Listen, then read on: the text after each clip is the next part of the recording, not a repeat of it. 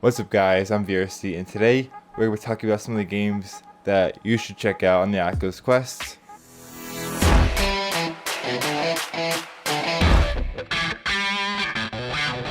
Now before we get into the video, full disclaimer, these devs send me these game codes for free, but as always the developers don't tell me what I should say, if it should be a good review. All the games and reviews I have in this video are my own, meaning that if I really enjoy a game, that means I genuinely enjoy it. If you want to check out these games, I'll have a link in the description to all the games below. If you want to join the Discord server, I'll also have a link to that, and also the Patreon to consider joining. The first game on our list is a game called Cosmodread. Cosmodread is a roguelike horror survival game where you crash land onto an alien spaceship and you get to survive the horrors that await you. Now, what makes this game different from every other horror game out there is that it is a roguelike game, meaning that every time you die, you restart the game entirely. Done some searching around and it is creepy as heck, so if you want to try it out, if you're into horror survival games, I highly recommend this game. And best of all, if you're a Steam user, it's only $12 on Steam, but if you're an Oculus user, it is $15. And now the reason it is $12 on Steam is because it's on the sale right now, which I'd highly recommend. If you're a Steam user, go pick it up right now because the sale doesn't last for too much longer. And like I said, I highly recommend this game. The second game on today's list is a game called Myst. Now, I wanted to do a full-blown gameplay, but the puzzles are so intricate and so difficult that I'd rather have a quick review because I don't want to bore you guys with me hours and hours and hours of just trying to find the puzzles and trying to figure things out. And it wouldn't have been that good of a video. Not only does it have difficult puzzles, but it also has very good graphics, and it also has a great story. The story is basically you have to discover the ruthlessness of a family betrayal, go around the island, solve puzzles, and it's just an all-around great game. This thing will give you hours and hours of playtime if you're into puzzles. If you like I Expect You to Die or any puzzle related game, you're going to enjoy this because this game is, I guess it has very difficult puzzles. And also when you buy the game, it comes with a free Oculus environment. Now the next game on our list does not really require an introduction, but just for the sake of this video, I'm going to do it anyways.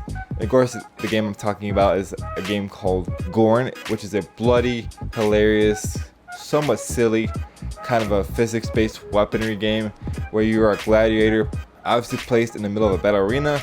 There are several different levels. This game is pretty fast to complete. It'll only take me about 2 hours to beat, but this game is very much dependent on the custom mode. You can customize the gravity, the damage, the knockback scale, the head size, the player size, and so much more.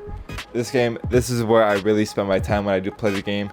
Now, I'll be honest, I spent way more hours in this game than I should have, but there's also a candy mode which allows the player to toggle between blood and candy, which for those of you who are super sensitive to blood or super sensitive to gore, then this might be a mode for you to switch on because it turns every single opponent into a big piñata, which is super fun to play with even if you're not super sensitive to gore like I am. But this game is $19.99. The devs are super cool. They update the game a lot. For story wise, this is not a story-based game at all. If you're into story games and not really into the action, brutal kind of games, this might be a game you might want to look over just for a bit. The next game on our list is not an official store game, it is an App Lab game. For those of you that don't know what App Lab is, it is basically side quests that is official on the Oculus app or headset. This game I'm talking about is a game called Warplanes. It places you in 1914, between 1914 and 1918, when the World War I was occurring, and you are an air pilot. You're an air pilot trying to destroy enemy forces. You're an air pilot. Oh my god, I can't speak. So this game basically puts you in 1914 when the occurrence of World War I was happening, obviously. You are an air pilot trying to destroy enemy forces. Now what's awesome about this game is that not only can you do the campaign, but you can also visit the online, which you can invite friends, and you can also play with strangers.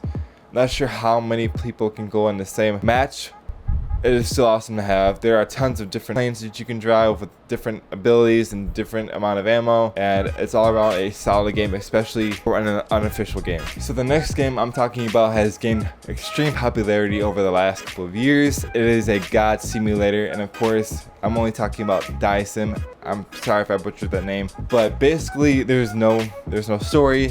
What I love about this game is that there is a ton of flexibility when it comes to creating your own world. It's basically like a god VR simulator version of Minecraft. You can destroy those who disobey you. You can also protect the ones who are very loyal to you. You can also do the sandbox mode, which is basically gives you everything from the start. You can have powers. Now the next game on our list is a game like Solaris, but it's cheaper. It has more game modes. So if you're thinking about getting Solaris, you might want to rethink that just for a minute. So the game I'm talking about is obviously called Hyperdash. Hyperdash is the only game on the Oculus Store that is similar to Solaris, which is a multiplayer shooter game based in an alien world basically, and you have to, kill the enemy team. It's basically a payload version of Solaris, meaning that you have to get your carrier from one side of the map to the enemy side of the map. And now there are different game modes, and you can also have up to 10 people per server, which is crazy because Solaris only has 8 people per server, and it takes a crazy long time.